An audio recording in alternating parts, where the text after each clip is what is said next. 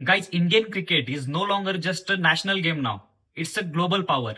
इंडियाच्या IPLच्या सिस्टमने पूर्ण जगभरामध्ये दबदबा निर्माण केलेला आहे, एक बेंचमार्क सेट केलेला आहे.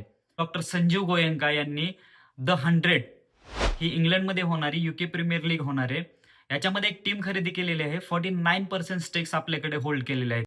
मँचेस्टर ओरिजिनल असं त्या टीमचं नाव आहे. आणि याच्यावरून लक्षात येतं की इंडियन क्रिकेटची इकोसिस्टम जगभरामध्ये कसं डॉमिनेट करते. मुंबई इंडियन्स सारखी जी फ्रँचाईज आहे, KKR सारखे फ्रँचाईज, CSK सारख्या फ्रँचाईज जगभरामधलं क्रिकेट चालवत आहेत, जगभरामधलं फ्रँचाईज क्रिकेट चालवत आहेत. तिकडे त्यांनी स्वतःच्या टीम्स विकत घेतलेल्या आहेत. आणि आता द 100 ही UK मधली सर्वात प्रीमियम असणारी T20 लीग, याच्यामध्ये doctor Sanjeev Goenka, RP Sanjeev Goenka group यांनी ही एक टीम खरेदी केलेली आहे. म्हणजे मँचेस्टर शहराची जी लेगसी आहे, मँचेस्टर सिटी, मँचेस्टर युनायटेड या ज्या टीम्स आहेत, या लिगसीमध्ये आता इंडियाचा एक मालक असणार आहे, जो की मँचेस्टर शहराच्या टीमचा ओनर असणार आहे.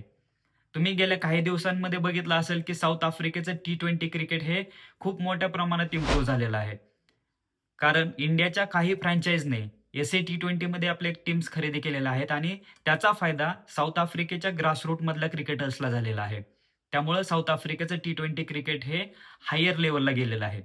तसंच USA मध्ये होणारे T20 league, Caribbean premier league, दुबईमध्ये होणाऱ्या T20 क्रिकेट लीग असतील, या सर्वांमध्ये इंडियाचे ओनर आहेत. इंडियन फ्रँचाईजने या टीम्स ओन केलेल्या आहेत. आणि भारतासाठी अभिमानाची गोष्ट आहे की इंडियाचे ओनर जगभरामधलं क्रिकेट हँडल करत आहेत. इंडियामधल्या फ्रँचाईज जगभरामध्ये क्रिकेटमध्ये इन्व्हेस्ट करत आहेत. आणि ही खरंच खूप अभिमानास्पद गोष्ट आहे. इंडियन क्रिकेट इकोसिस्टम बद्दल तुम्हाला काय वाटतं मला कमेंटमध्ये नक्की सांगा. लाईक, फॉलो आणि शेअर करायला विसरू नका.